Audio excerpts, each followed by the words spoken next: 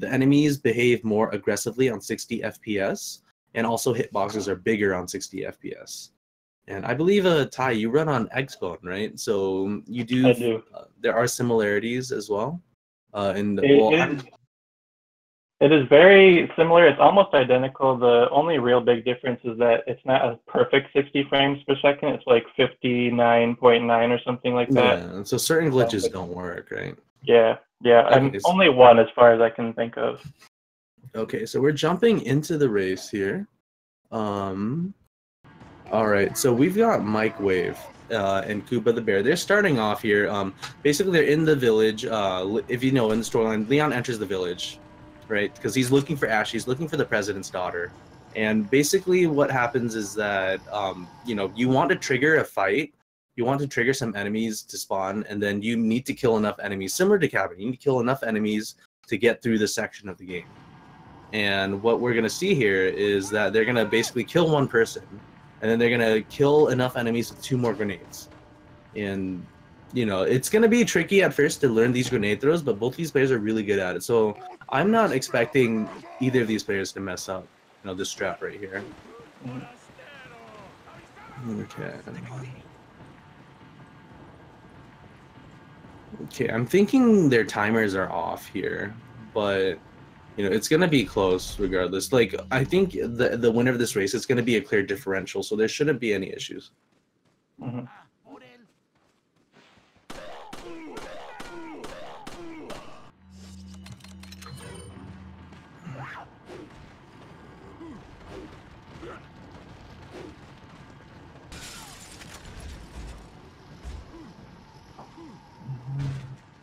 All right, yeah, so we see there that Kuba threw out the first grenade out the window, and he throws a grenade at the ground in a specific spot, or it doesn't have to be too specific, but in general, you want to kill enough people in the area to trigger this cutscene right here. And then, we want to reload there, since the cutscene does cancel the reload if you decide to reload late. And then Mike also gets this grenade off as well, so no surprises here. And then we get to the next part. You want to shoot treasures and collect them, since you will be using the merchant to buy items, or weapons like rocket launchers or sniper rifles and stuff. So there's a route to get treasures and money in this game. And with the rocket launchers, you bypass certain bosses. Like, I believe the first rocket you use is the El Gigante. And then the second one, I believe, is... My mind's blanking out here. I think it's double Gyarados, if I recall. I think you are correct. Yeah. Yeah, I get... It actually surprises me that there's such a big gap between the two rocket launchers. So what's happening here right now is that, you run past this rock, right? If you run fast enough and jump at the last possible second, you can bypass this tree that you saw both of these players having to walk around. It saves about a second and a half. But if you miss it, either you do it too early, which is what both these players did, or you straight up die, which you don't want to happen, because that's about a 15-second time loss. Okay, so we pick up the handgun ammo, very specific to our routing. You'll notice these players aren't going to try to pick up too much stuff. When you're starting off the game, we recommend, you want to pick up as much stuff as you want, because you might use, a lot of ammo. But, these players, they're very confident with, their shooting abilities and their gameplay.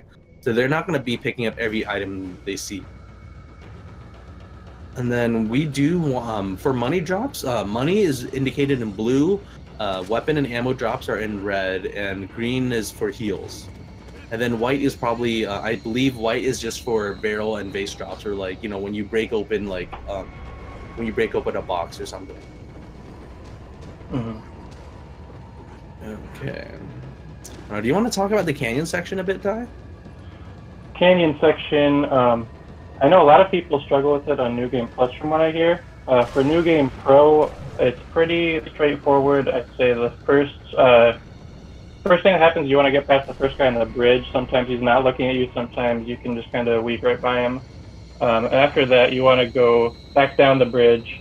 A guy with a pitchfork is usually there. Usually you can sneak right by him, but sometimes you got to kind of stop and like wiggle your way through. Yeah, so the important speed is of the importance for the canyon, because once basically once you start the chapter, all the enemies start moving immediately, and if you let them move too long, then they'll be in weird spots that you don't expect them to be, and then the entire pattern's ruined. So the time, it's not that the timing's tight, you just need to constantly move while you're doing the canyon. Okay, so both these players having a clean canyon, nothing egregious here, no one, like no 5-man bridge, because sometimes that can happen. They crossed a wooden bridge earlier, and then one time I had it, there were 5 people on that bridge, and it was pretty much almost impossible to get through unless if you kick them all. Yeah. Okay, so we get our second treasure here, and we're gonna pick one more up before we reach the first merchant, but let's see. Okay, hard puzzle. Just make the insignia look like the other one, so not that hard.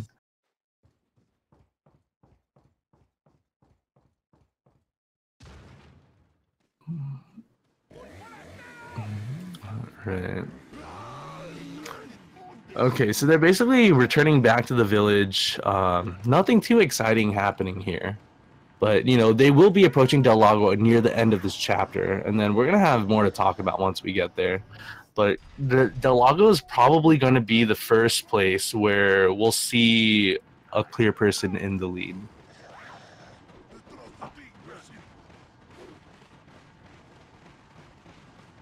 And then we're also approaching our first merchant as well. So we're gonna sell our treasures, and then we're gonna get a rocket launcher here.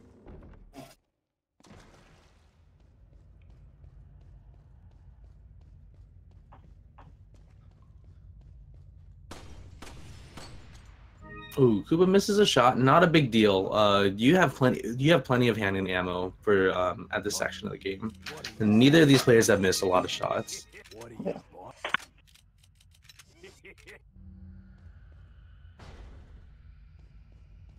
Inventories always look so nice on keyboard and mouse.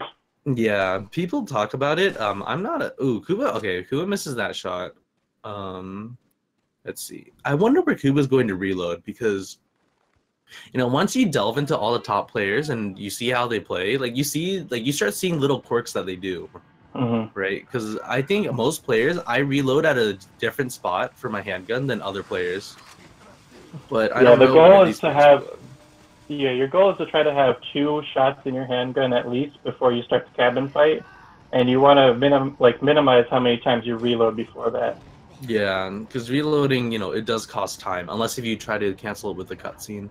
But I do believe that I was watching another runner, Faru, very good runner. I was watching him. I believe you can reload in cabin, but the timing's pretty tight, so you want to be really careful with that. Oh. Wow, okay, so Kuba he misses the first shot, but he is able to lightning track, the crow with the flash grenade. So if you guys haven't noticed, some of these crows, they carry grenades for whatever reason. They carry weapons and treasures.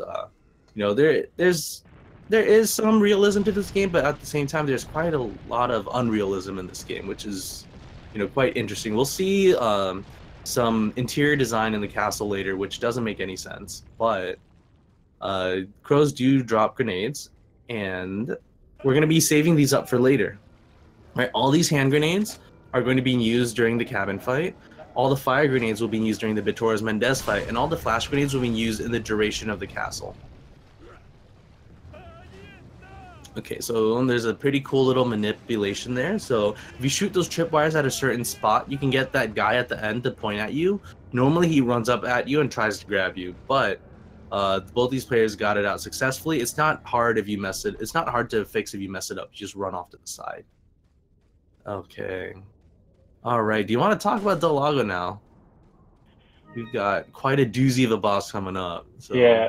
Del Lago. He's the only time in the game where you get to drive a boat and throw some harpoons around. You're getting dragged around the lake by a rope that's tied to him. And the whole time you want to try to get off as many shots as you can while trying to avoid getting dragged into the rock. Yeah, or getting hit by Del Lago itself. And on keyboard and mouse, the controls for this fight are actually really crazy because the keyboard and mouse is super sensitive, right, compared to using a gamepad. Okay. All right, hopefully no one gets hit. Okay, so Kuba gets through unscathed. I think Mike is gonna do the same. Okay, perfect. All right, and both these players are not getting an early dive. Okay, so that's good. So the early dive, as we mentioned before, is the worst pattern. So it's 8 or 16 seconds off from the best pattern that you want. So Kuba gets a late dive. Mike gets wow, he gets a no dive. Okay. So Mike is going to be 8 seconds ahead, just generically because of RNG. So, all right.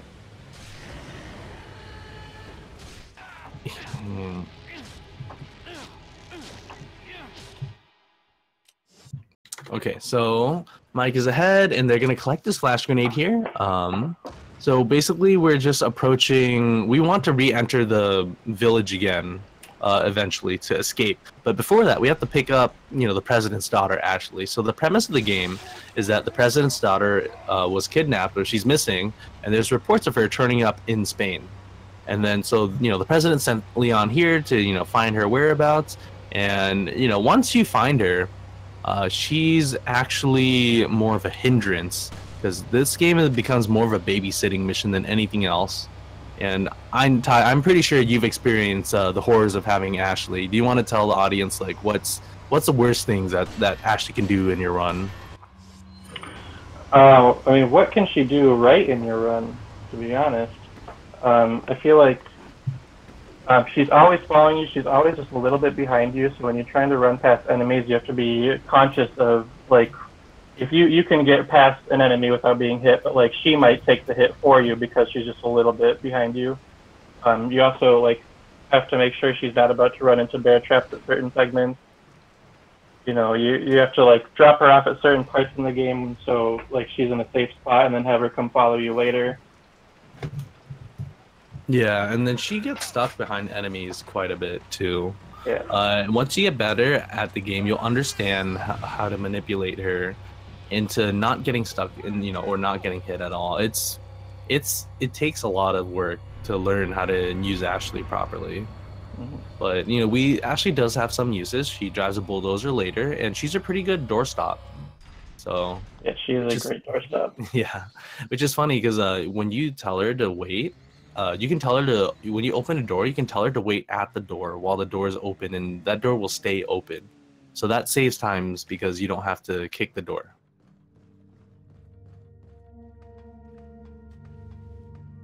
Okay, so we're coming up. Hardest boss of the game right here. Yeah, hardest boss by far. Yeah, there's no reason why we're equipping the rocket launcher, I guess.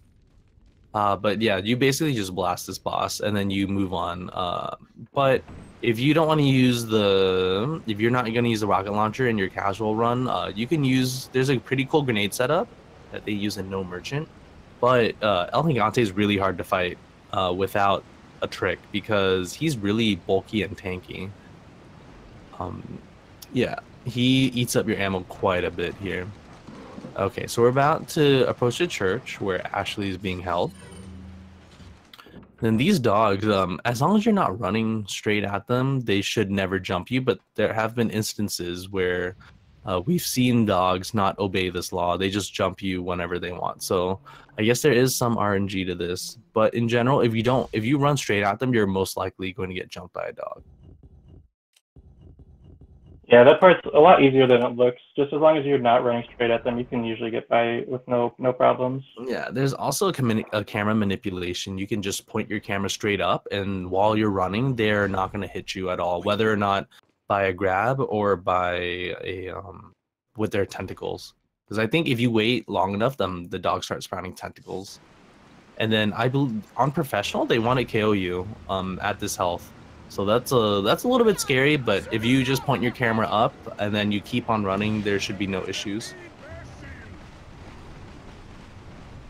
Okay, so we're going to approach cabin, which is what we talked about before, about being one of the more RNG patterns of the game. What's going to happen here is that we have a specific way of doing the first part of the cabin to manipulate all the enemies and to maximize our kills with these hand grenades that we're using. And we also want to do some stuff to Lewis. And I don't know. Do you want to talk about what we have to do to Lewis and why it helps our cabin out? Yeah, at the very beginning of the cabin fight, the first thing we're going to do is stab Lewis in the chest while also cutting open the boards in the door. We are going to stab him a few times just as a way of making sure that he's not shooting enemies, because we want to like have the room get clogged up with as many enemies as possible, and then blow them up with a grenade. Yeah. And So if he continues to shoot at them, then they're gonna be outside the room, and you're not gonna be able to kill them. yeah. So basically, we want the TLDR is we want more enemies in the cabin. So for our hand grenades to work, so we're gonna stop Lewis from attacking the enemies, because every time he shoots an enemy, he doesn't allow them to get in, and if he knocks down an enemy or kills them, he can potentially stagger other enemies from getting in. Okay, so we're gonna see an example of this right now. So Mike Wave is entering the cabin. He's gonna switch his hand grenade. I mean, his handgun right now, because he's gonna knife Lewis. Okay, and then he's gonna shoot these doors down. Okay, and then we aim at Lewis so he doesn't shoot people. You can either knife him to stop, or you can aim at him. It doesn't really matter. Well, actually, it does for the first part, but in the general concept is the same. You either hurt Lewis, or you can aim at Lewis with your weapon so that he never shoots. Okay, and we have a very specific routing pattern right here. Basically, inventory is important. The stuff we buy, the order we pick things up is very important, especially at higher level play, because once the items all fall in the right spot, it makes it easier to navigate, and you don't waste time, navigating your inventory. Yeah, knowing where the items in your inventory are makes just opening your inventory so much easier and so much less of a panic attack. Okay, so both of these players have really awkward cabins right now. So Mike had a Lewis that wasn't in like the right spot, and Kuba just basically had a Plaga spawn in a window where he wanted to throw a hand grenade. Okay, so now both these players are on the second phase of the cabin, which is basically you run up the stairs and you just camp out, and hopefully you hit the 40 enemy kill requirement to get past this section on time. Okay, so a lot of this you can listen to what's happening with Lewis, right? If Lewis gets hit, he'll say, Daya, or you'll hear him saying words of pain. But yeah, we see both players not really trying to kill the Plagas like right away, because the game will only let you have 2 at a time, and they can really like mess Lewis up if they start to attack him. So sometimes it's a good strategy just to have them like stay at the bottom of the stairs and just kind of keep them there for a little bit. Okay, so Mike has that's not that bad of a cabin, I think, from Mike. All right, and same with Kuba. Both these guys have their cabins aren't that bad. So yeah, that was definitely both above average in terms of cabin speeds. Okay, and for this Elegante, you can just run past it. All you need from this, quote-unquote fight here, you just need to pick up some items, as you can see Mike getting, just picking up some ammo and some treasures, and then just getting the key to get out of this room. But you can skip this fight entirely. You don't need to fight him. This fight is actually a lot harder than it seems, because you have to deal with Ashley as well. And you're in a narrow walkway. Like, trying to kill this boss casually is a pain in the butt, to say the least. Yeah, for sure. Trying to get past him in such a narrow walkway is pretty difficult, considering how bulky he is. Yeah, like you can use up a lot of grenades and shotgun ammo during this fight casually, and like even though you can shoot the rocks down, there's only a few rocks. I believe that there's like 2 boulders in that entire walkway, and the second boulder is like quite far beyond the door. Okay, so we're on the gondola ride. We're approaching Bitores Mendez. So if you guys don't know the lore of this game, basically there's a door that leads you out of the village. You want to get there, but there's a retinal scanner. If you notice, the village chief has two different colored eyes. And then we can surmise that one of those eyes is the one that we'll need to get out of the village. So we're gonna approach the slaughterhouse to fight him. And then you'll see all these hand grenades, I'm sorry, all these fire grenades or incendiary grenades that we've been getting are going to contribute to this fight a lot. Torres Mendez is really tanky normally, but he's really weak to fire. And you're going to see an interesting strat that comes up. So I'm not going to spoil it already. But I think if you casually run this game, you're going to be very surprised. And then you're going to want to use this strat even in your casual runs because it saves a lot of ammo and it's a lot less effort.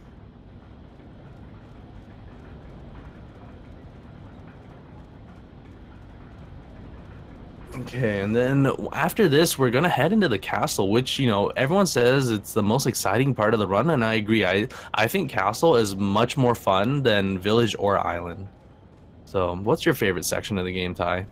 My favorite section is island by far. It's just so fast paced and so like exciting, and I think that like a player's skill shows through in the island a lot more than the other sections because you guys have a lot more to deal with and a lot more to improvise. Yeah, island gets extremely hectic. So, it is for basically one chapter. It's the longest section in the game. Each individual chapter on the island in chapter 5 are really long. Okay, so we throw basically all four fire grenades we've picked up. We're gonna use them in this fight right here. And then you see Mike, he's gonna position this fire grenade so that it explodes the barrel and hits Mendez at the same time. So basically Mendez dies to 4 fire grenades and that explosion. So basically if you hit all 4 fire grenades but you miss the explosion, you can just shoot the barrel with, you know, a handgun, and if Mendez gets hit by it, then the fight's over. Okay, Kuba not that far behind. And then we're basically going back up. We retrieve the eye from the Torres Mendez, and we're going to use that to get, you know, out of the village. And I believe, yeah, we don't pick anything else up on the way, but we are going to get a whole new inventory once we enter the castle. And then we're going to be picking up a TMP, a semi-auto rifle, and a rocket launcher. And, you know, why do we pick up the TMP over the handgun at this point? The TMP, it aims and shoots a lot faster, but we're not really concerned about like killing enemies with it. We're just using it more as a stun gun, so you can just kind of ping an enemy with the TMP, and then they'll be stunned for a little bit, and you can just like run right by them without having to worry about getting attacked at all. Yeah. So basically, if you are going to make any kills in Castle in the speedrun, you basically want to do it with your sniper rifle. But with the TMP, you want, you know, as Ty was saying, you just stun and run. That's pretty much it. Okay. So this part here, you want to kill the truck. I don't remember how many bullets it takes to make the truck explode, but you can just headshot the driver of the truck, and then the truck will crash, and you can just run past everything afterwards.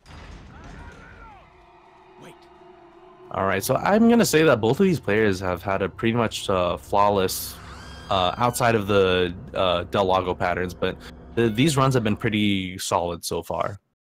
Yeah, and we are very close. We're basically neck and neck. Yeah. Okay, so you see here we're basically selling everything we got, and we're gonna get this whole new inventory. And once you get better at this game, you'll notice that the difference between good players and great players comes down to their menuing. So yeah, Mike has both these players have a pretty fast, inventory right here. Yeah, this is pretty solid. I like this. So Mike did grab an extra flash grenade because Lewis gave it to him in the cabin. So he's going to be able to save getting a flash grenade later in the game, which is probably around a 4-second time save. So, since these players are so close to each other, this is, those 4 seconds matter, especially since Mike is in the lead. He got good RNG as well. Okay. Right now, Mike gets the runners sniping the first enemy, so that when we turn the crank, we don't have to worry about them throwing catapulting giant rocks at you. Yeah, so Mike gets pretty bad luck there. He gets staggered by the catapults twice. So the first one, I'm gonna say it's his fault because he could turn and look and see where that catapult's about to be fired. But the second one, when he got staggered in that narrow walkway there, that's all RNG. There's nothing much you can do about that. Quite unfortunate, but he's still technically in the lead. So both these players firing this cannon. You know, for some reason there's a cannon here that, you know, still works. Some of these puzzles are actually ludicrous. Like, it doesn't make any sense at all. But, you know, this game's not about realism, right? You got enemies with their heads exploding. Okay. Yeah, Leon likes to kick people's heads off quite a bit in this game. Yeah, you don't see much of you pretty much won't see any of this at all, but you know, suplexing enemies are pretty cool. Okay. All right, so we're gonna enter the key room. So the castle is to the right of Mike right here, the castle door, but we need a key to get it, right? And for some reason, a key's in a box like over in this corner. And you know, once we get it, we're gonna trigger more enemies, but there happens to be a red explosive barrel right by there, and you know, you guessed it, we're gonna use it to kill all these enemies here and to make our, you know, our entrance into the castle much easier. Ooh, I think there's people outside. Okay, no, wow. Okay, that's interesting. There's a decent amount of RNG here. I don't know what happened. That's an interesting pattern because I didn't see too many people go into the room, but that barrel basically got rid of everyone, which is pretty cool.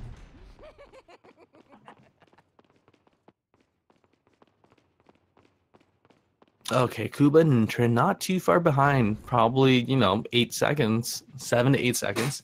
And then we're gonna fight our first sub boss, I guess, technically. Well, unless if you count the chainsaw dudes as a sub boss, but the Gyarados, aka Wolverine, he's a blind Wolverine, and then he tracks you by hearing. So if you walk close, really, really close to him, or if you touch him, he'll hear you. And also if you run, he'll hear you. So in general, you want to try to walk far away as you can from him. And then he has a weak spot on his back, which takes, I believe, 16 times more damage than shooting him anywhere else on the body. And here we see the sick pattern. You see them aiming for this Plaga because, you know, the sniper rifle times 16 for whatever base strength it is, it does quite a lot of damage to the Gyarados. And then both players get it, you know, pull out successfully. This is a good run. So, yeah, not much to talk about at this point. Oh, wait. Okay, no, we're good. Okay, I was scared. I thought Kuba messed up that Ashley manipulation. So, basically, after you kill the Gyarados, the enemies spawn there. And if you, since ooh. Okay, so Mike misses a shot in Waterhall on the shield guy. So he opts to reset right there. So, now Kuba's in the lead. Okay, but you know, this is Waterhall, this is New Game Pro. There's a lot of RNG that can happen here. Okay, so both these players are going into the basement. They're putting Ashley on the switch because there's 2 switches here. Leon and Ashley need to be on both of them to generate a crank. Ooh, okay, we got people. All right, so Kuba opts to kick them. Okay, looks like a clean exit from Kuba and okay. Oh, okay, not as clean from Mike, but not too bad. Nothing detrimental. Okay, so Kuba has a right side guy. Let's see if he notices. Oh, he does, but he messes up the quick turn. Ashley gets hit. Okay. Oh no. Oh, that's so unfortunate. Okay, so what happened?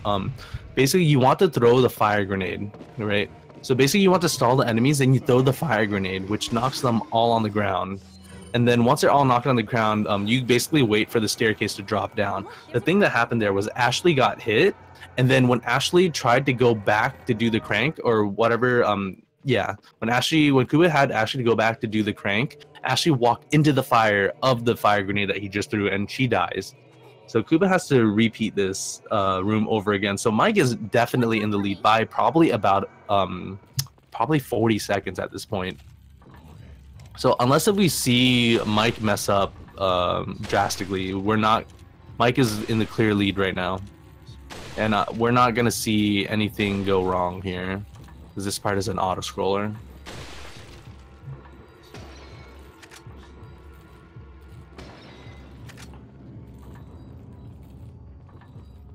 Okay, so Kuba getting another interesting... Wow, okay. Did he... Okay, so Kuba makes it out. That's really, really good. Okay, so this next section here is essentially an auto scroller. You send Ashley up, and then she has to do these 2 cranks, which generate, you know, like these platforms that come out of the water for whatever reason, and then that allows you to leave the room. And then what we see here is that we kill only a certain amount of enemies because those enemies are either in your way or in Ashley's way. If you notice, Ashley, there's some enemies on the upper walkways that we leave alive since they'll never reach Ashley. And then once we kill those guys, we just collect gold and a hand grenade from downstairs, which we didn't pick up earlier. But we start collecting a lot of stuff, and then we collect these, like I said, in a specific order, so they fall in our inventory in a clean manner. So if I'm guessing correctly, for both of these players' inventories, their upper right corner of their inventory is going to be a flash grenade, and then to the left of that flash grenade will be a hand grenade. Then that's going to make it a lot easier to navigate to get this hand grenade later. You'll be using this hand grenade later in 3-4. But these flashes we are not going to use just quite yet, but we will use it a lot sooner. Okay, so both these players making it out, at least this time around. And then we're going to encounter the first bout of Novistadors. So you want to refresh what's happening with Novis, Ty? Novis, this is the first time we're going to see the Novis this run. In this section, they are invisible, but in later sections, they'll be flying instead. For the most part, you just kind of want to run past them without taking any damage, obviously. I know you can, the best way to get past them is you're going to want to turn your camera, because if an enemy is off screen and they'll be a lot less likely to hit you. Yeah, so the main part also is if you run straight at a Novistador, the chances of them wanting to kick you increase drastically. And then you'll see, I don't know if you'll see it on Mike's side or Kuba's side, but if you see a kick prompt, you need to do it. Because if you don't do that kick prompt, then the enemy, the Novistadors, will jump you. Ooh, like that, right there. Yes, if you see that kick prompt, you need to kick them. Otherwise, they'll jump you and you'll take damage. And on top of that, it sort of disorients you because you don't know where they're coming from. If they ever grab you or kick you, it's really you need to figure out where you are right away so you can turn in the right direction to recover. But yeah, that's also another reason why we turn the camera, because if you turn the camera and if you don't look right at them, then the chances of them kicking you basically go to 0. Okay. All right, so you'll see Mike with one of the flash grenades that he just picked up. He's going to use them to skip this cutscene right here. Normally, when you jump down, these guys like to point at you and run away, and that's an unskippable cutscene. That's around, probably 3 to 4 seconds.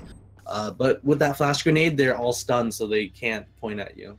So that's a time save right there. And then we have the infamous Red Zealot room, which it's pretty interesting because as a new player, you actually don't know why you can't shoot him right there. I don't know about easier difficulties, but on professional mode, he's pretty much intangible at this point. Even if you try to shoot at him with a rocket, when you're at the bottom, it just phases right through him. But only after this part is when you can start doing damage to him. And then this is where we bust out our semi-auto rifle. And then he takes 3 headshots. You can get a critical shot and kill him in less than 3 shots, but that's not something we count on. Ooh, okay, so Mike gets an early pattern right here. Ooh, is he gonna? Okay, he makes it out. With quick motions right here. Wait, what happened to Kuba? Did he? Okay, so Kuba opts to not use the hand grenade, the flash grenade here. I don't know why. He normally should be using it, unless he's using it for some different spot. Maybe I'm guessing he just forgot to do it because everyone uses their flash grenade there. Okay. Yeah, he either forgot to do it, or we're gonna see like some alternate strat that we don't know about coming from him. Yeah, and I can't think of any other strat to use. Maybe he has to skip the flash grenade in 3-3 now because he doesn't need it. So hopefully he remembers it, because there's no reason to walk into this the next few sections with four flash grenades. Okay, so Mike opts to reload there. Oh, okay, so Kuba misses a shot on the Red Zealot. Okay, good recovery. Okay, very good recovery. If that red zealot goes past the door you came from, then it's essentially a reset. Because if he gets to the middle of the room, there's a Gatling gun there, and we don't want to have to fight him with a Gatling gun. So it's essential that you get these 3 shots right off the bat. So this is a good section to practice if you want to learn this game, because if you don't get those 3 shots out, then you're in for a world of hurt right here. Okay, so it seems like Mike had a pretty clean gallery. I was watching Kuba's stream. I'm sorry, you guys, but Kuba's about to do gallery as well. Mike is going to enter the hedge maze with more dogs, and there shouldn't be any problems here. Hopefully, there won't be any means with the dogs. But let's see how Kuba's gallery is now. He's going to hit the switch, and let's see. There's RNG in this room right here. If that door opens and enemies start walking in, then there's going to be a bit of a problem. But Kuba has no problems right there. No enemies out. And he gets a rocket launcher, the second set of rocket launchers to spawn, which they're going to use it. Basically, they shoot past him. They track you for a little bit. And then after like probably 2 seconds, they shoot at where you are. All right.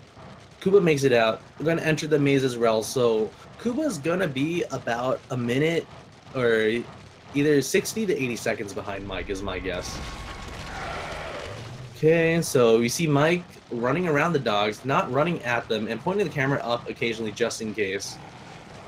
Because he got jumped here in one of his runs, which is something that never really happens.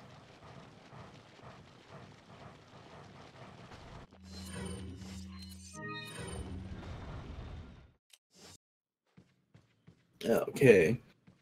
All right, so this is a short chapter, 3-3. Nothing much really happens here. So casually, if you play this game, you might want to turn on the bell to trigger this wine bottle, but we found out surprisingly, fairly recently that you just need to shoot the wine bottle, which is really crazy because that's mind-blowing. It does save time if you get the shot perfectly. Mike not stunning the mace guy enough after breaking off that lock. But good recovery. He stuns him. He recognizes the situation. He stuns him right before he gets hit by him. So this next section is also something you need to do relatively fast. If you shoot those 3 guys fast enough in the leg, they always fall over. They don't like stagger down or anything. Okay. All right, so Mike got a meme pattern-ish right there, we call it. So basically anything that doesn't normally happen in this game, the Resident Evil 4 community calls it a meme. But what happened there was that, Mike misses a shot, but luckily he has enough shots left. But pretty much what happened there is that normally the shield guys open the door, and then you're supposed to shoot the lamp above the door to kill them or to stun them. And then you reload your gun, and then you get hit by that lamp, and it cancels your reload animation. So basically, it sounds really complicated, but it's really easy to set up. But those guys didn't open the door properly. So basically what happened is Mike put out a sniper rifle in case if they open the door slightly before he got there, and if they do that, then he can snipe them. But if they don't do that, then he can just run past them. Okay, so there's a specific way to do this part right here. It's you shoot the guy in the leg, the red zealot in the leg. So if you shoot him fast enough, he falls over. If you shoot him too late, then he just kneels down, and you don't want him to kneel down. You want him to fall over. And then Mike threw a hand grenade to kill everyone in the room simultaneously. So normally on this section, those guys, there's 2 waves of enemies, but if you kill all of them in the first wave, then the second wave doesn't spawn at all. And then you see now we're Ashley right now, and we're trying to get out of the castle, or we're trying to get out from the room that we've been held captive in. And this part is a little bit scary for the first time because you don't have any weapons, and Ashley at this health dies in 1 hit from all the armor knights, spoilers, that come up later. And these enemies are all trying to capture her. But you can't quick turn, you have no weapons, so this part is a little bit intimidating. Kuba goes and gets the 2-for-1 on the Ashley chains. Yeah, neither player got that. That shot, if you stand in a specific shot and you shoot at a specific angle, there's a chance that you can shoot 2 of those chains off at once instead of shooting them off 1 at a time. All right, so both Kuba and Mike get a successful 3-4. Mike is still quite ahead at this point. I think Kuba's been losing his time slightly compared to his PB. But these runs aren't that bad so far. Outside of Kuba's Ashley death in the waterhall, like this run, both these runs are very solid.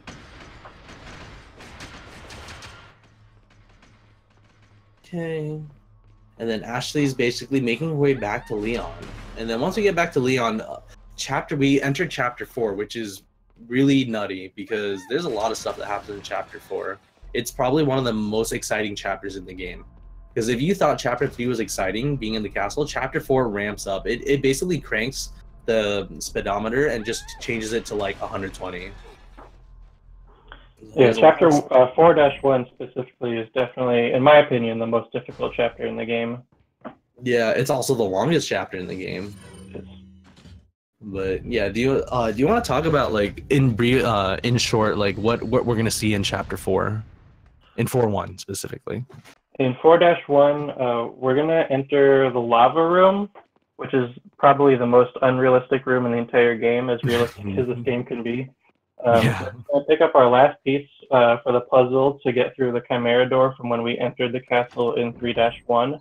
That's going to let us proceed through to the next entire section of the castle. From there, we're going to do one small puzzle that involves more pressure plates, and then we're going to shoot some of those knights that Ashley was trying to dodge earlier. And then, like, at that point, we're not even halfway through the chapter yet. Yeah, and then we basically run to the first one killer at that point. Yeah, the Novice 2 can be probably one of the most frustrating rooms, for sure. Yeah, the buggers come back with wings. Okay, so we see Mike entering the volcano room. This is, like we said, whoever did the interior design for this castle, they must have been paid a fortune to somehow get lava into this room. Ooh, Mike almost gets grabbed there. That's actually really crazy. The guy that was about to grab Mike is normally not that aggressive. But so those chains right there, you only need to break one of them off for this whole thing to fall, and it takes 2 sniper shots. But you know, Mike misses them. I mean, he doesn't miss them. You can miss them if you shoot them too early. Apparently, like they're intangible or invulnerable at the very beginning when they come down. So you need to wait a bit. You can't shoot these chains instantly. Yeah, it is literally a volcano. Like, I don't know. For some reason, the rest of the castle isn't, you know, super hot or engulfed in flames. And then Kuba's going to enter the lava room as well. We're going to see the same thing. And then Mike is going to enter, he's going to go back to the Chimera wall that we saw near the beginning of Chapter 3-1. And then now we have all 3 pieces. We're going to use that and move on with the game. Okay, so... All right, so Kuba making it through. Let's see. Kuba should not be having any issues here with these shots as well, as long as he doesn't just shoot too early. Okay, good. If you see that flashing, you know, on the shot, then you know your shot's good. But if you don't see that flashing, then you probably missed it.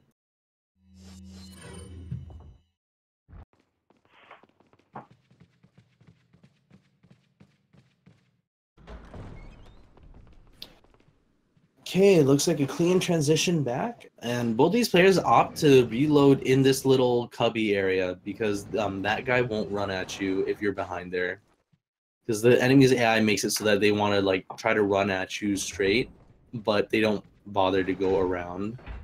So, you know, it's smart. New Game Professional AI, folks.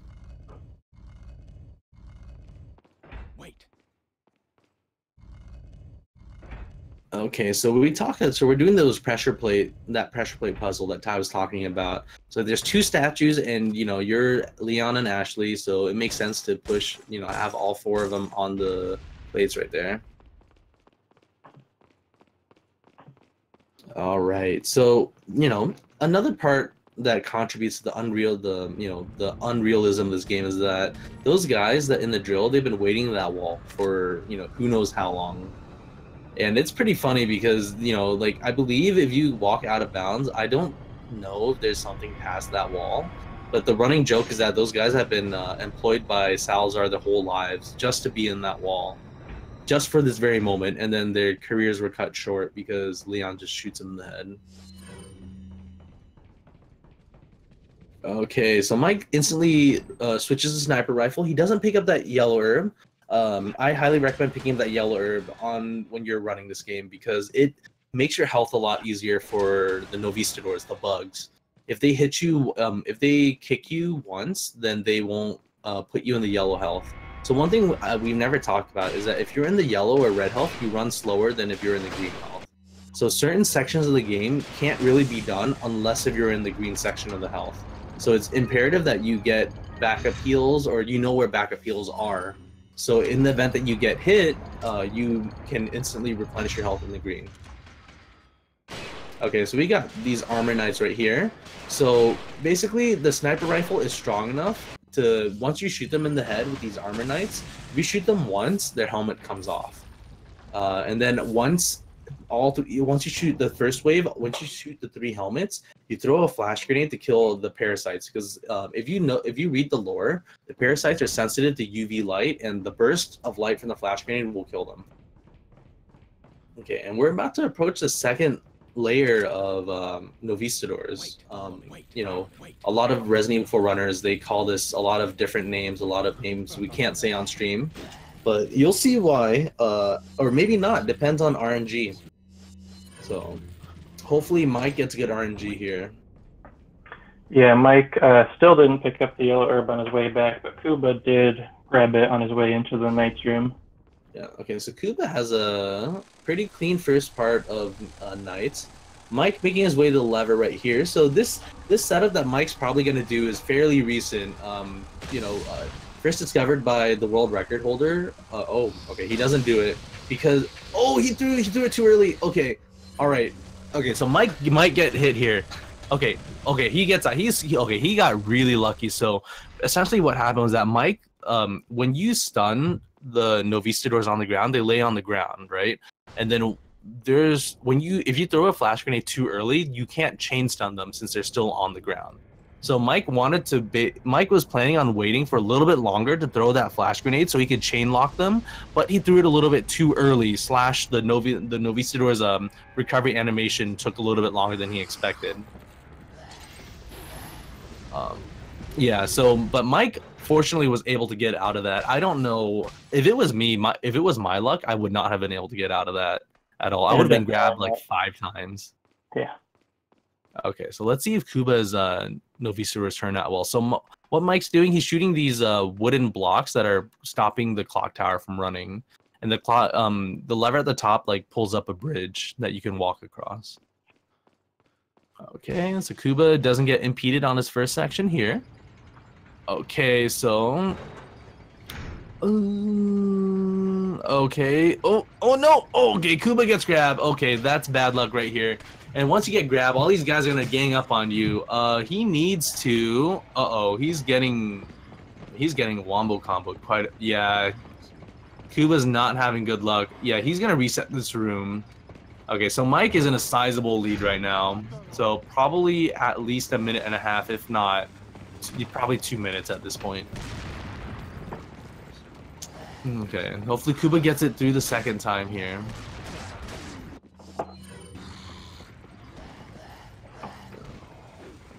Oh wow, that's horrible RNG. So basically right when Kuba threw the flash grenade, a Novi ran right into him.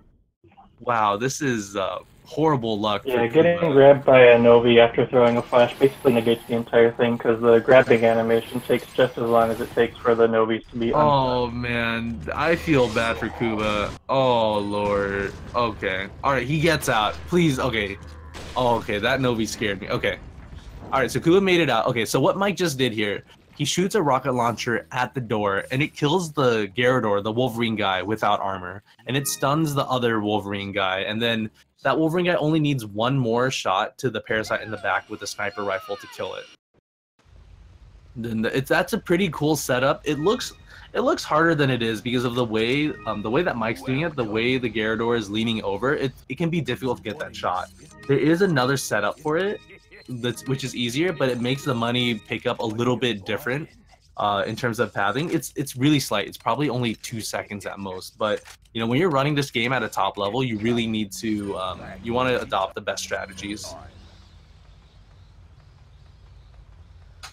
Man, okay, so, and I know Kuba in the clock tower, he's had his fair share of memes in this clock tower. So once you hit the switch, so if you guys saw in my stream, once you hit the switch on the way down, you see a bunch of archers.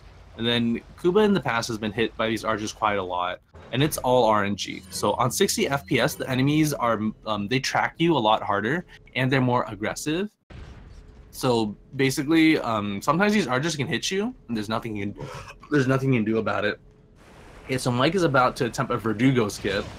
Okay, he misses it. So essentially, on that quick time event, or QTE as we call it, if you dodge it, in order to dodge it, you basically have to change your movement at near the last second. So basically the attack comes out, and then you basically moved away from it. But if you keep on moving, that it's gonna hyper track you. So you're gonna keep getting. You're always gonna get hit by it if you keep moving. You need to stop your movement in order to dodge that. And that's uncharacteristic of Mike too, because Mike has a visual setup for that first skip. So I'm surprised that Mike got hit by it. Okay, so Kuba makes it past the bridge. Let's see. He gets a double. All right, clean. Okay. Okay, cool. So Kuba gets through the double Gyarados really cleanly as well. Then Mike is about to enter 4-2, where we see the last time we'll see these buggers right here. And then, yeah, the last time we see these Novistadors.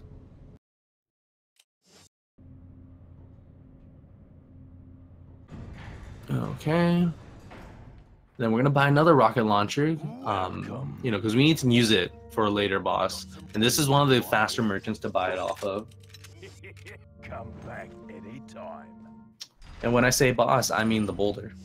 So you'll see here. So normally for this entire process, you want to hit the lever. You hit like a power switch and the lever again to get dynamite to blow up this boulder. But you can also alternatively use a rocket launcher to blow up this boulder. So hardest boss in the game, you know, sarcasm, but using the rocket launcher saves you probably around like 45 seconds of just trying to meander through and, you know, trying to fight through your way to get these switches. All right, let's see if Kuba gets the Verdugo skip as well. So I know he's been practicing this. Okay, so Kuba does get it. That's good. I wonder if he's going to go for the second one. The second one is harder because there's no visual cue for this, really. So he opts to dodge it, which is the safer option. Okay, so one thing I haven't really talked about is the Ditman glitch. So, Ty, do you want to talk about what the Ditman glitch is? The Ditman glitch involves the Striker shotgun. It's the reason why we buy it for the run. If you have it equipped, when you aim with it and you pause the game and switch to a different weapon before the little aiming laser shows up, then it increases the speed of Leon's animations by like half, 50%, something. And it allows you to perform like basically every game action at just a faster rate. And in this section, it means that we're able to flip out of bounds. The other sections, it means we get to do other things. Yeah, because we saw Mike earlier. He went out of bounds because it makes all of your actions like go 1.5 times as fast.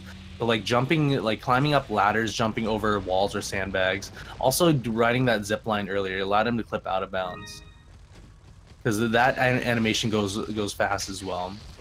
Okay, so Mike makes it out of the. Looks like he's gonna make it out of the third room of Novistadors cleanly. All right, very clean.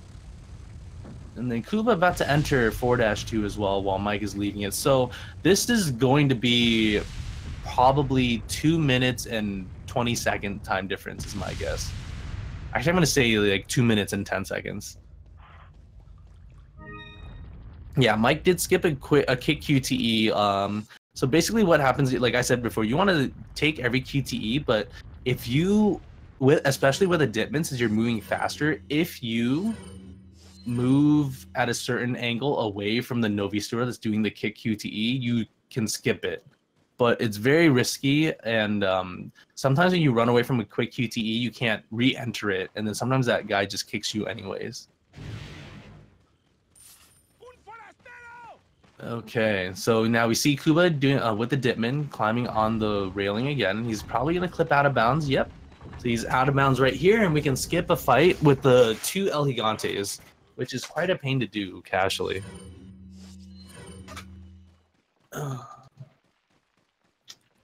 All right, so Mike is entering the mines, and we're gonna see another glitch as a result of the Ditman glitch. So for the minecart skip that Mike's gonna do later, he's gonna use the Ditman glitch, and he's gonna jump down at a very specific spot with a specific weapon as well, and that allows him to clip out of bounds.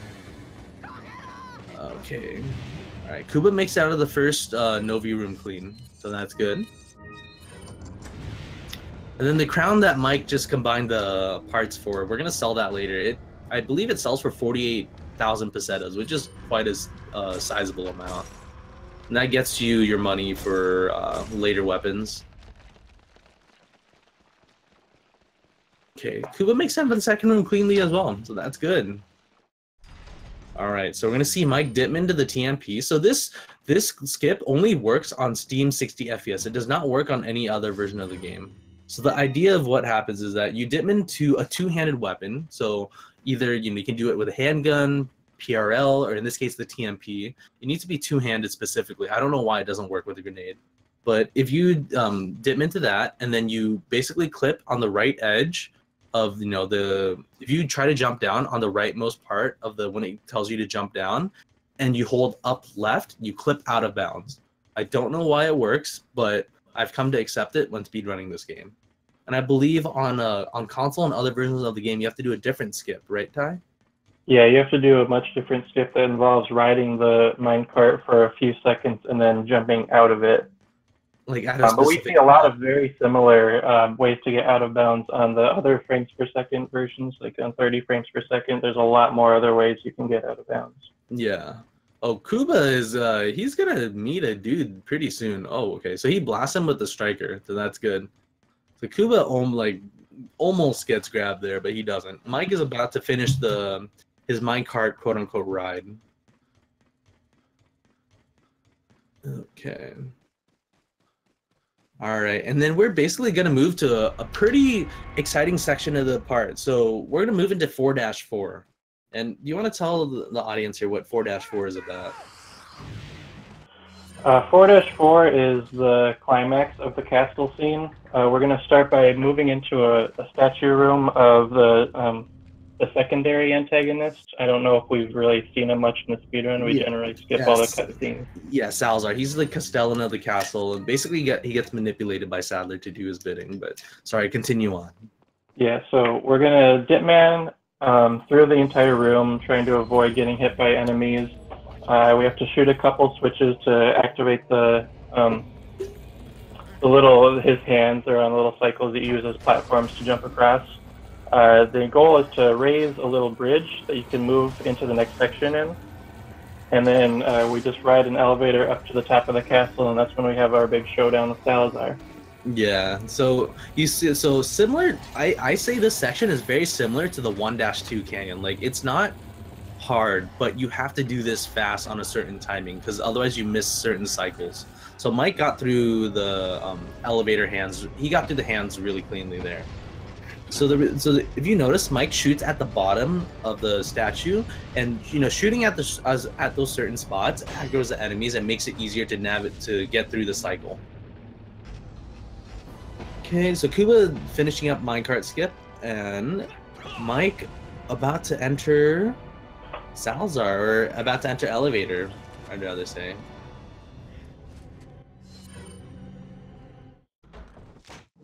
Yeah, so to reiterate, to move faster, you need to have the striker, and you aim with it before the laser comes up. You switch to another weapon.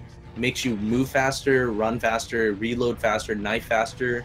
I think it makes you shoot faster. I'm not sure. Do you know if it makes you shoot faster, Ty? I think so. I'm not positive. Yeah, I do know it makes you aim your rocket faster. So I think it does make you shoot faster. Okay. Yeah, if it does, there's only a couple parts where we take advantage of that, and that's on the truck auto scroller. Yeah. So okay. So basically, we have the elevator. So the gist of this is that you need to push these boxes off the elevator, and that's sort of like a warning at what's to come. So if too many people are on the elevator just stops moving up. So what you want to do is you want to set up your striker in a certain position so that you can shoot them off the elevator. So it prevents the elevator from stopping. So we see Mike, every player has their own different setup. It's really interesting to see how all these, how these different setups are. Okay, all right, so Mike's elevator is looking pretty solid so far. Yep, so you notice he's just shooting them off the elevator. If he does it incorrectly, they'll stay on there. They'll stay on the elevator, and then they can if more than one enemy is on the elevator, it'll bog you down. If you don't shoot the crates on the elevator, then one enemy will stop the elevator. So it's very important while the elevator is starting to move up to shoot those crates with your striker shotgun. Because then you don't want the elevator to stop when one enemy's on there. Like, you want it to stop when there's two enemies on there, and you'd rather just not have it stop at all. Yeah, Mike Wave is just taking all of these hard sections and not giving Kuba any chance to catch up to him. Yeah, like if Mike doesn't mess up, then Mike is going to be the definitive winner here. But both these players, like, they're on a solid pace. Like I'm gonna guess that like these players, Mike is probably gonna get a 130 at the rate he's going, and Kuba's gonna get like a 133. Like at worst, Kuba's gonna get a sub 135. So.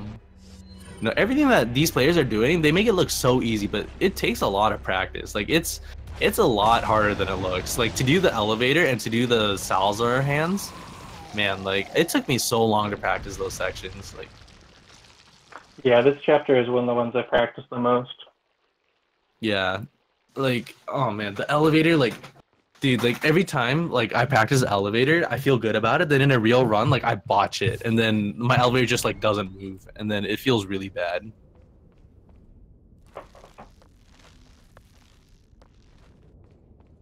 Okay, so Kuba on the elevator now. Okay. All right, first shot's good. Okay, Mike about to buy another rocket launcher. What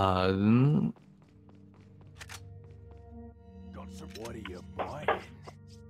Oh, okay. So Kuba misses a shot, but he shoots again, and it gets the enemies off the elevator in time. So that's really good. Wait, did that enemy? Okay, that guy fell off the elevator. Yeah, it's really nice that he knew that that second shot was going to get him off. I wouldn't have guessed that it would if that was me playing. Yeah, most people, they panic and then like they shoot too late or something, but Kuba instantly recognizing that and just shooting the guy off the elevator. So, oh, that guy's gonna grab Kuba. That guy's gonna grab Kuba. Oh, so close. Okay, he doesn't grab Kuba. That's a good stroke of luck right there. So Mike is entering the island, which is where things aren't as they're fast paced, but in my opinion, it's not as exciting as Castle. But it does the pace does pick up more in Island than in Castle. Okay, and we're gonna see a cool little manipulation right here. So if you notice, Mike Wave, he's running off to the right side here, and then if you run off to the right side, the enemies are gonna follow you there, and it allows you to jump down at this section here with no enemies impeding you. If you walk towards the left side, the enemies are more likely to be close to the section where you drop down from, and then you'll need to reset your checkpoint. Oh, Mike. Okay, so the reason why Mike got grabbed there is that he wasn't far enough left. Right, when he entered that room, if he was far enough left, that enemy that grabbed him would have pointed at him instead. But instead, Mike was too far right, and then he was too close for the guy to point at him, because the guys only point at you when you're farther away. So, yeah. So I guess that's the first time Mike's messed up this run, which is amazing. Like, that's actually crazy. Yeah, 5-1 is also all execution as well. There's not much RNG when it comes. There's maybe 1 to 2 sections that are RNG, but they're not heavy RNG factors like the Novistadors. So in my opinion, if you practice a chapter and you mess up, it's 100% your fault. So definitely there's nothing impeding you besides yourself when you do this chapter. Okay, and we're gonna look at the garage door skip here. And Ty, do you want to talk about the garage door skip or shutter skip? Yeah, the garage door skip. We use the Ditman glitch as always with all these skips. We try to run under the door before it closes. There's a nice timing. You try to look at the enemies as they're throwing the dynamite. Where normally, if you're playing on a casual run, you would just try to kill the enemies. Yeah, But there's like 2 or 3 waves of enemies. It's crazy. Yeah, it would take so long. So we just try to Ditman and run under right before the door closes on you. Yeah, and like if you run too early, the door closes as well, right? Because then I believe before the door stays open when they're like lighting up the dynamite. So if you go before they light up the dynamite or like before they raise their arms, then the door closes immediately. Mm-hmm. So it's not, you know, frame perfect or anything, but it is a tight timing. Yeah, it looks a lot easier than it actually is. Yeah. But it isn't really that difficult either at the same time. Okay, so you see Kuba running to the left here. That guy pointed at him where instead, if he ran more to the right, the guy would have tried to grab him. Okay, Mike in the garbage disposal area. We're gonna actually revisit this area later in the run, but we're not gonna do too much here.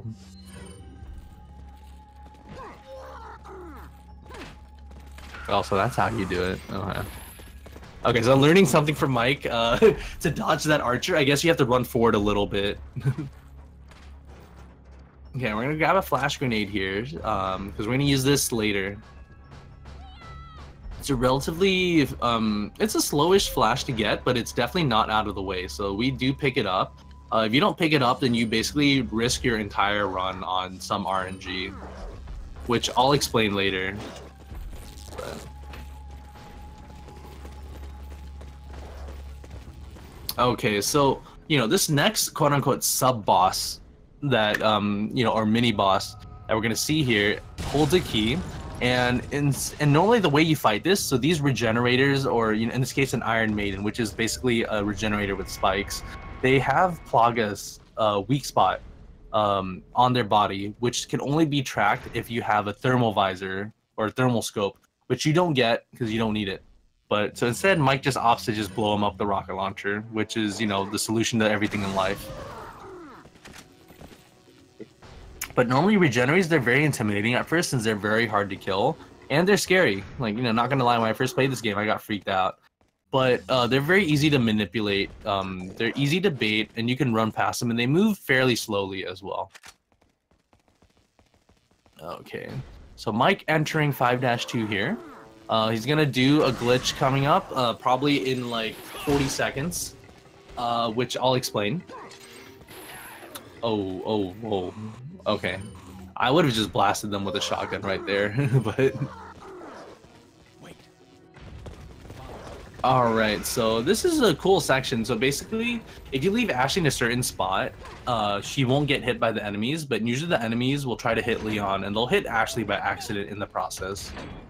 But you don't need Ashley to trigger that cutscene, because when you jump down, to jump down in that sewer, only Leon needs to be there. There are some cutscenes where you need Ashley there as well, but this is not one of them.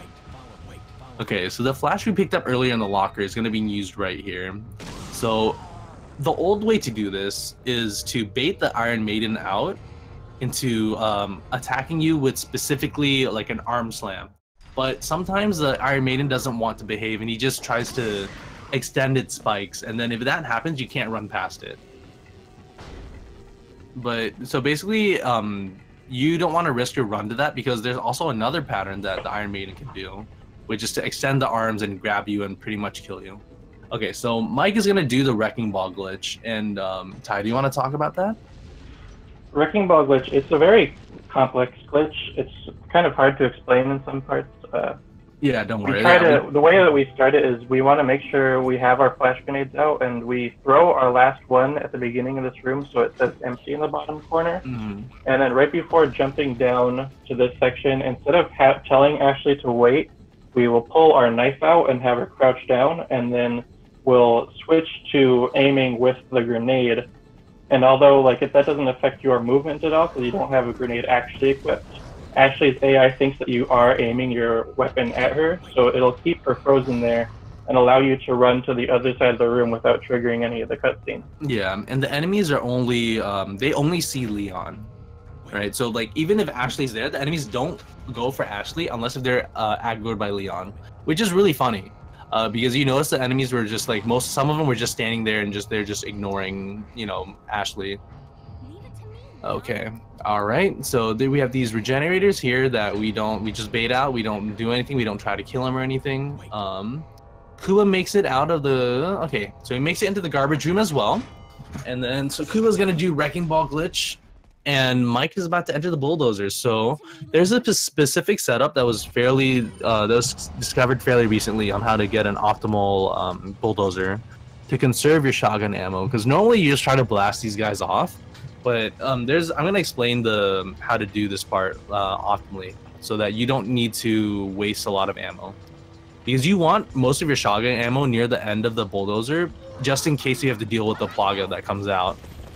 Okay. So this first section is normal. You just bait these guys out. All right, so Mike's just gonna bait these guys out and just, you know, blast them. The things where things get different is the second section. Okay. All right, so what Mike's gonna do? He's gonna turn around and walk backwards, and for whatever reason, the enemies don't jump on the truck when this happens. Or he's basically just gonna turn his back. Enemies aren't gonna jump, and he's gonna kill these two guys that are spawning. Very easy. They die in pretty much 2 hits. Maybe. Ooh, Mike almost gets hit there. Wow, that was a reload I would never have done. Holy cannoli. And then so Mike's gonna shoot this truck 4 times to blow it up. And then he's gonna run into the right corner, and it's gonna despawn all the enemies except for 1 to 2. Yeah, and then basically, normally, if you don't do that, more enemies pop out, and if you don't do the walking backwards strat, enemies jump onto the truck, and that's a lot of shotgun ammo that you can save there. All right, he's gonna shoot this truck 4 more times. All right. And then let's see. I wonder if he's gonna attempt to do the carpenter skip. I doubt it. I don't think he got a drop. Oh, he did, but it was too far away. The stagger from that prevented it from getting it. So Mike should have enough money to buy everything in this, you know, the rest of the items for this game. But he's just going to be safe. Just, you know, gonna pick up all the money he can see. So in general, when you're in the village, you don't want to pick up money in the village because the money drops in village are so little compared to those on island and castle.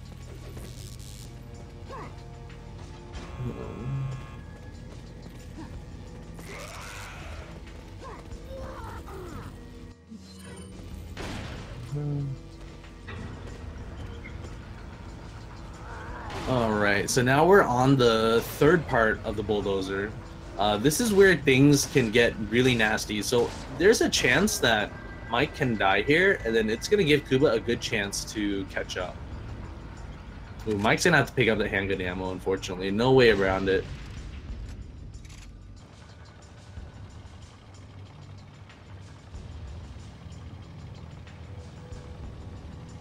Okay, so it looks pretty tame right now, but basically these guys on the truck, once they jump on the truck, there's a chance of them spawning plagas, and these plagas can get really difficult to kill, and they want to KO Ashley, I believe, and they want to KO you as well, but there's a 99% chance they want to KO you.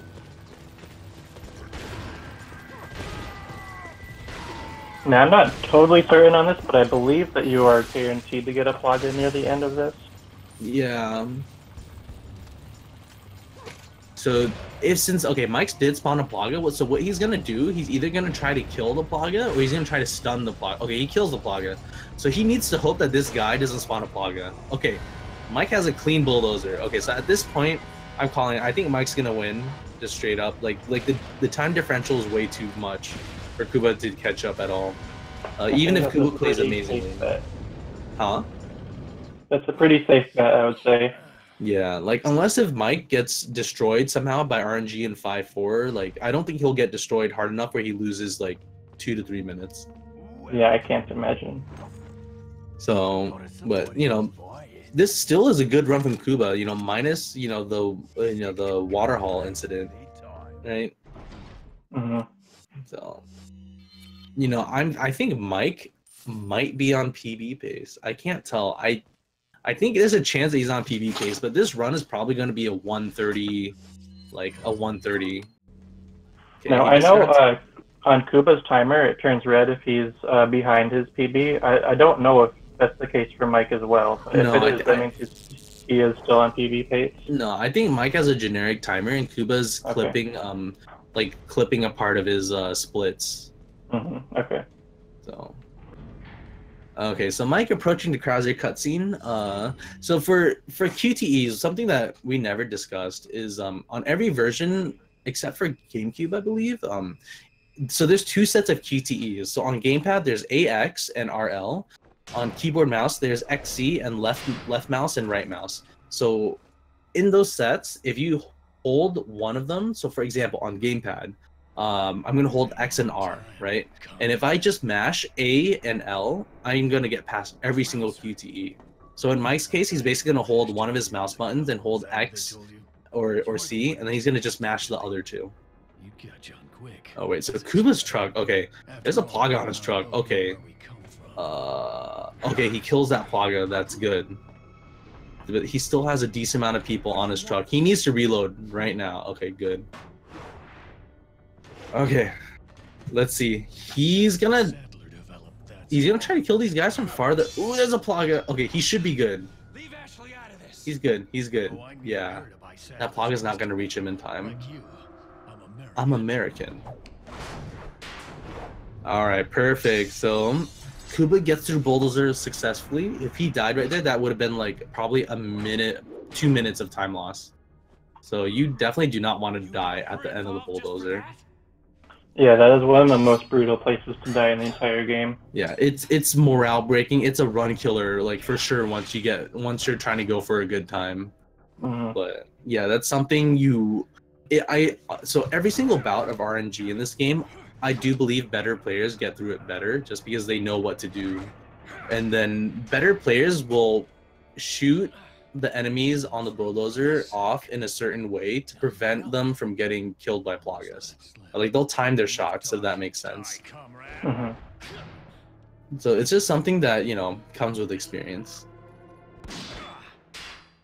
Okay, so Kuba about to end the Krauser fight as well. Not that far behind. Well, if it isn't the bitch in the red dress. Looks like we have the upper hand here. Okay, so both these guys are entering the Krauser cutscene. So after this Krauser cutscene, you're gonna fight this boss called U3, and then there's some little minor intricacies to manipulating his AI that both of these players are going to do. It's really crazy when you think about it. Like these things that players have figured out, you know, over the course of this game. And after the U3 fight, there's going to be a Krauser fight, which is going to be pretty crazy as well, because there's a lot of stuff that happens in such a short amount of time during the Krauser fight. Like, you know, because the Krauser fight itself is really short. It's probably around 4 minutes. But okay, so we dodged some lasers here. Leon has amazing. I don't know how he does it. I don't know how he doesn't get hit by any of the lasers. You know, he just analyzes the laser pattern and just, you know, manipulates his body into just not getting hit at all, which is crazy. And I don't think that part is realistic in real life. Or I don't think that part is realistic at all when he runs up the wall and does like the backflip, you know? Yeah, I mean, what parts of this game are realistic? You have a point. I think there's some part. The realistic parts of the game are the parts that we don't care about. Right. Okay, so Mike is gonna enter the U3 chamber. So what? So there's 3 chambers to this. You need to hit 2 switches in each one to get out. And once you hit the second switch of a chamber, then you have 30 seconds to get out of that chamber before it falls into the abyss. So we'll see here. Mike's gonna abuse the Ditman glitch again, and he's gonna hit these switches that will, you know, he's gonna break these lights that open the doors to the switches. And you can actually knife him. You don't need to aim the knife up at all for this. You can just knife at level ground and you'll hit them for these ones. for these next switches, you need to shoot these guys down.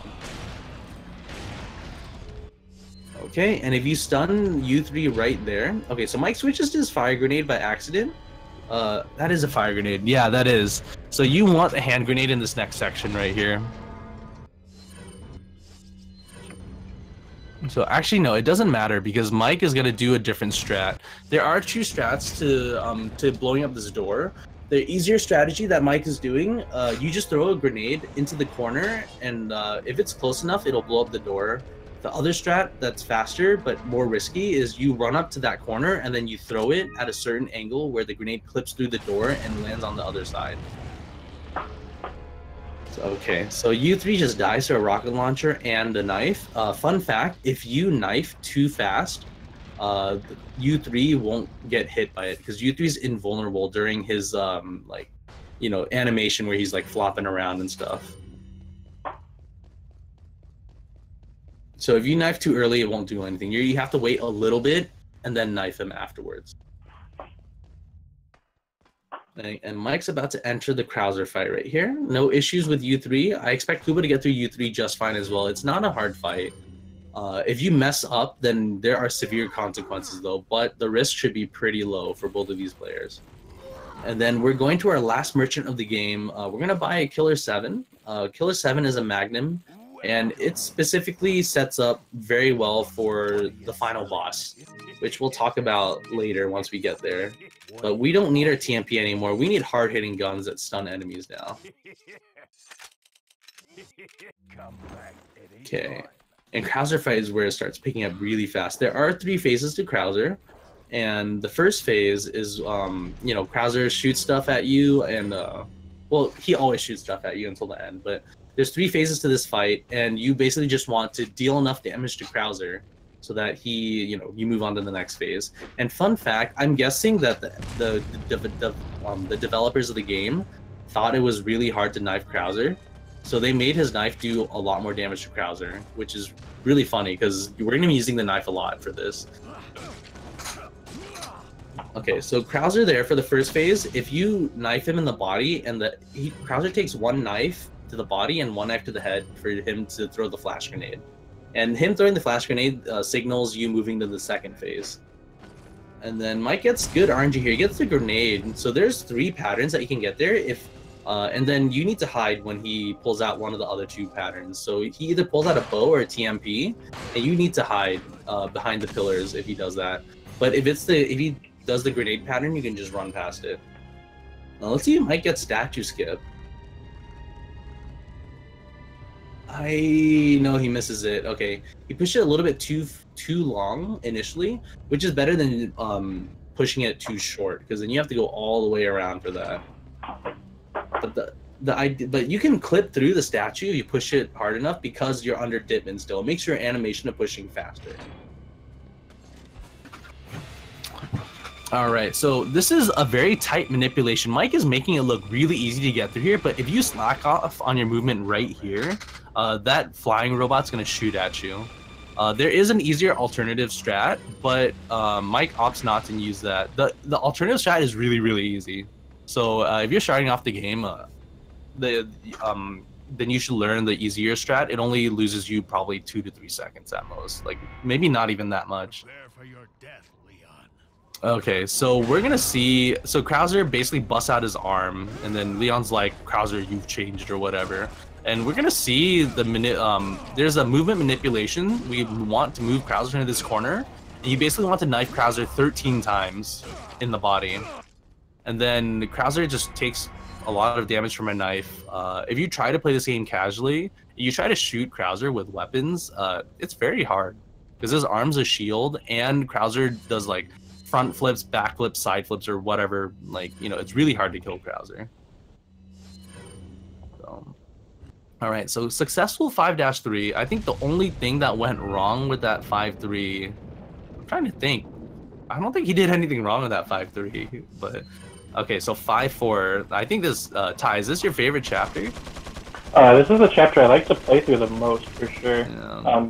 That's partially because it requires so much practice just to be good at it, because there's so many things that can go wrong. Ooh, but it's also just a lot of fun in general. All right, so So yeah, so this is really fast paced. You want to get through here as fast as you can, because there's a lot of archers, guns. Oh my gosh, Mike is getting destroyed by these archers right now. These are 60 FPS archers, as we mentioned before. Their tracking is crazy, and it's a lot of RNG as well. Okay, so Mike gets through this part. Okay. But pretty much, okay, so Kuba misses statue skip. He basically loses probably 5 seconds there. And yeah, he didn't get the statue skip on the second try, so that's probably 5 to 6 seconds. Okay. So pretty much, it comes down to, there's a saying that if you're good at playing this game casually, you'll do better on this chapter, because like I said, a lot of stuff can go wrong, so it's always down to adapting and like changing up your strats, because not like no two 5-4s are going to be identical, right? Because then all the RNG is going to be a little bit different, and you're going to have to adapt every single time. Okay. So you want to shoot. So the reason why we get the Killer 7 is because it one-shots these turret dudes, and then you want to kill these guys, because these guys would track you pretty hard as well, and you want to get through here as fast as you can without any enemies impeding your way. I think that's a no. That's so you hear the helicopter shooting people.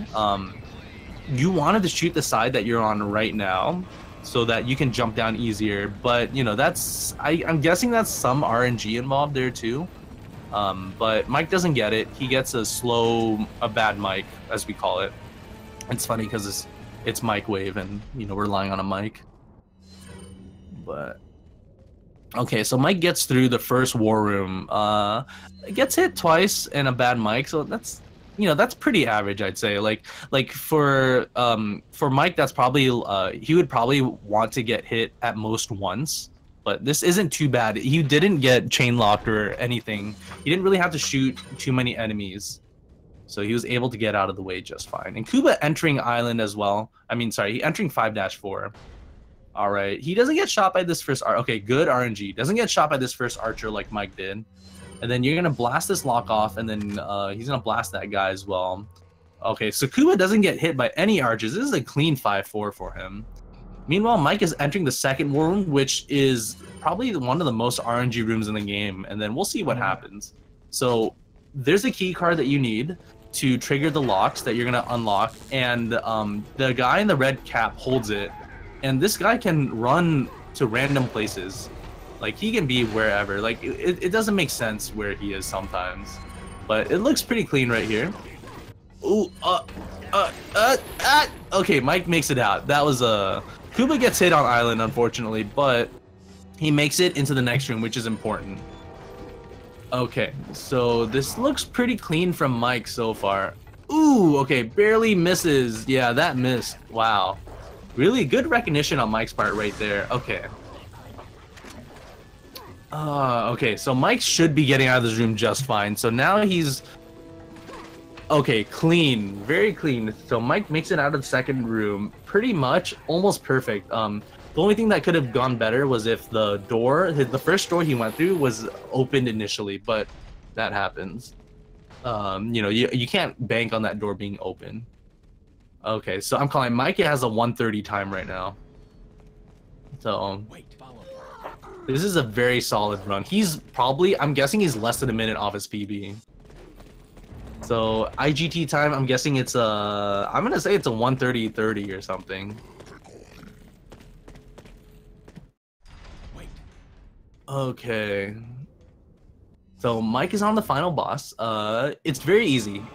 It's a lot easier than trying to do it casually. So Mike's gonna whip out his Killer 7, shoot one of the leg eyes, and then shoot once at that main eye, and then blast it with a rocket, and that does exactly enough damage to trigger the cutscene where Ada gives you the special rocket. If you tried it with a broken butterfly, unupgraded, it doesn't do enough damage. You upgrade the broken butterfly all the way, I believe the second shot does too much damage, and you won't be able to get a chance to rocket launcher the Sadler eye. All right. Okay, so clean. So Mike is about to finish the game here. Kuba's gonna enter second war room. This is a pretty good race for players. We got two solid players racing each other, and they're less than like 3 minutes apart. Like that's that's pretty solid so far, considering the RNG that Kuba got. Okay, so let's just hope that Kuba gets enough heals here. Sorry, not heals. Kuba has a lot of heals. I meant let's hope that Kuba gets good RNG here. All right, he's gonna blast the red cap guy, and then okay. All right, looks clean.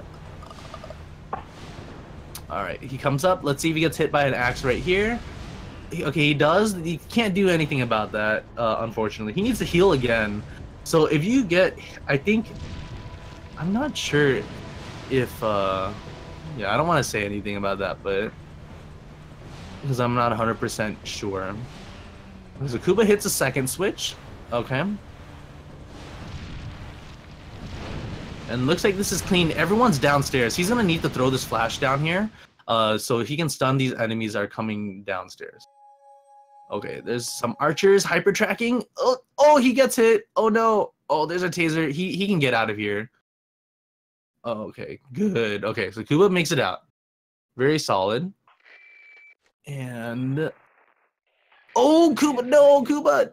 He didn't bait the mace guys properly. Okay, he's fine. Forget the glasses. The hitboxes on those maces are unforgiving all the time. Yeah. All right, so Kuba makes it out. He's probably gonna be a 134 is my guess. Probably a low 134, considering everything that's happened. Okay, so what's up, Mike? Yeah, called it. Low 130. Mike played really well during that entire race, so. Alright, Kuba gonna destroy Sadler as well. Alright, so Kuba, basically, this is clean. Nothing else that's going to... Nothing's gonna hinder him now. And then Mike with the 130.14, so that his PB is 129.29. So that's, I believe that is 45 seconds, right? Yeah, my math is right. Yeah, that's 45 seconds off his PB. That's a very respectable time. So oh, definitely. Yeah, very solid run, especially in a race with no resetting. That's I don't know. That Mike's an amazing player. Then Kuba is gonna finish up really soon as well. All right. Do you have any words to say about the race, Mike? Oh, wait, we can't hear you. But that I have my mic turned off. I didn't even Yeah. realize. Yeah, so Mike, solid run. Very, very good run, dude. Thank you. I thought it was gonna be a 129 actually, but I think I could have gotten it, but I made a lot of really sloppy mistakes throughout the run. As you can see, I was like combining herbs because I was scared that I was gonna be overloaded on my inventory. Like I got hit way less than I was expecting to. I got hit 2 times outside of 5-4, which is not very common. Yeah, because I think at most you want to, I was saying you want to get hit at most once, ideally 0, obviously, but getting hit once in 5-4 is probably like something at, you know, at your level that you would want. And I think the only mistake you made was getting grabbed in 5-1. Yeah, I don't even know if that was a mistake. That guy almost always points at me, and I thought I did my movement right, but I guess I was turning too much to the right or something. Yeah, you were too far to the right, I think. Well, hey, Kuba. Oh, yeah. What's up? Yo. Yeah, so not that bad of a race. Like, you know, Kuba got just, oh man, dude, the water hall thing broke my heart. Oh man. I'm unbinding my button immediately for turning, man. It was so dumb. I was so mad. Okay, 133. Yeah, called it. Under 134, sub 134. That's what it is. Very solid run for, you know, for a race. Right. Oh yeah. What's up? Yeah, so what was your time, Mike? 130.14. Oh damn. Yeah, it was very solid. Like I think he could have gotten a 129 if a few things. How are your guys' cabins? I thought it was good, but I don't know if you guys had splits up on the side. I had. Let me check. I think mine was slow. Yeah, I felt mine was slow too. Just Lewis is in a bad spot. I don't know if you saw that. I got a flash though. But, yeah, both of you had Lewis really was meme not- cabins because you did get a flash, but Lewis was in a weird spot and you had to knife him 3 times. And then Kuba had a Plaga blocking the window that he wanted to throw the grenade out of. So he had to throw it off the chimney window. That sucks when that happens. Yeah, but it was really quick thinking on Kuba's part because he knew instantly that, okay, like I can't throw it out this window, I'm gonna have to go out the other window. So I was worried for a moment that the Plaga was actually too close. Like he didn't get hit too much by the nade. He was right next to me. Yeah, but I don't know what did you guys think of your run overall? Like, what were the good parts and bad parts? Because I want to hear it from you guys. The chat wants to hear you guys talk about your guys' race. The bad part, good part was Del Lago. My Del Lago is perfect. And the cabin was pretty bad. I felt like my castle in general wasn't too good. My 3-3 was really, really good. I got hit at Verdugo. That was pretty bad. Yeah. Novies were good. You did miss a shot on the Ashley chains. Oh, I did. Yeah, that wasn't too big a deal though because I didn't have to reset checkpoint. If I didn't get lucky and they didn't not open the door, then I would have had to reset checkpoint, and that would have been a lot worse, I think. Yeah. And I'm trying to think of what else. Like 5-1, obviously. Yeah. Both of you had clean bulldozers. Like that was. Oh yeah, that was pretty clean. Yeah. I'm actually surprised I was able to kill those 2 guys in the back with from really far away with a striker shot. And 5-4 was okay. I felt like first half was pretty bad because I got hit twice by the crossbow dudes. And then War Room was good actually. I was expecting it to be bad because I saw the red beret guy all the way in the back, and I'm like, "There's no way I'm gonna kill this guy."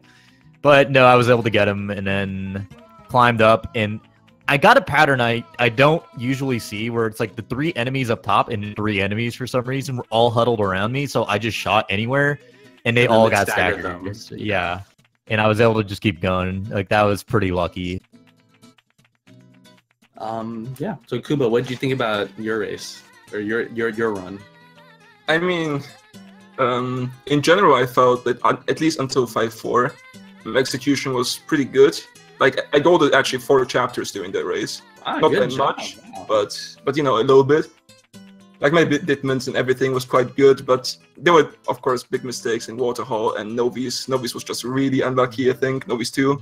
Yeah. I should have died there twice even. Like the second time I shouldn't have gotten out, so there's that. And then of course who was it, Kuba, that you got grabbed like right after you pulled the crank? Yes. Yeah. Like that was the second time, so I was like, okay, I'm resetting again. But then I barely got out somehow. Yeah, and then Mike barely made it out because I think he threw his grenade too early, or rather, like the enemies didn't get up in time. Oh, where at? In Novice 2, because then that flash, second flash was like, I was like, so wow, this is. So the reason for that is because I heard like so many of them landing that I'm like, okay, I can't throw it. I can't throw my flash too early. So I opted to throw it a little bit later, but even that wasn't like late enough. They still had iframes from getting up, so I was like, oh no. But I'm actually amazed that I didn't get grabbed by that one flying Novi who was by me. I thought for sure I was going to, but then he just left me alone. Yeah, that's Noviciro's RNG for you guys. But I think you did bait some of the grounded ones into attacking you, and like it was like a slight movement that I don't think other viewers would have been able to tell. But you did bait like the guys closest to you into swiping at you, so you had free time to shoot the blocks. But man, yeah, Kuba's Novies were your Novies 3 was good though. Both Novies 3 were pretty clean, I think. Yeah. Yeah, I almost got kicked. Did you see that? A Novi Street? Yeah, I saw where I was the exiting the first cave and the kick prompt. I was like, yeah. I think he kicked too late. If he kicked like a few frames sooner, I think I would have gotten destroyed. He did start the kick to your right while you're heading off left, so that you did put like enough distance. Yeah. But I mean, overall, very solid race. I don't know. Anything you guys want to talk about? Like, I don't know, Kuba. I feel like there's a lot more in Kuba's race in Kuba's run we could talk about. But yeah, for sure. I mean, I don't know. Like, there were certain situations where, like, the moment when Waterhall happened the first time, I was just so like disappointed. Because like I just accidentally pressed my quick turn button right when the guys were coming up close, and yeah, and I was really mad since then. Yeah, I think you did the 180. Yeah, because you did see the right side guy. yes. And I think like you threw the fire grenade and you tried to put Ashley on the crank and then she ran into it or something. Yeah. Apart from that, I think like Novi's Mike had to kick a Novi and Novi's won. I did as well. Yeah. I'm trying to think. Otherwise gallery was really clean for both of you. I did have to shoot that guy when I opened the door. That was because I think he started swinging too late, or too early. I mean, so I didn't want to take a chance and try and run past him. Yeah, I really didn't want to risk it, so I just shot him and then just ran before the rocket launcher guys got me. Yeah, I mean, both like Kuba got a 1:33.04. That's a crazy time in a race. Like Mike, you got a 1:38.14. That's 3 seconds off my PV. So that's crazy. Like, you know, these are top 8 runners, dude. Like these guys are very good. You guys should give these guys a follow, and let's wrap it up. Any closing words from our runners? No. Scared that I was gonna get the 5-4 crash. I could feel it happening, but it didn't happen. So no, it was a good race. Yeah, it's being too nice to me. It's got something up its sleeve, you know. Yeah, but yeah, follow these guys, Mike__wave and KuBaTheBear. These guys are great RE4 runners. Definitely give them a follow.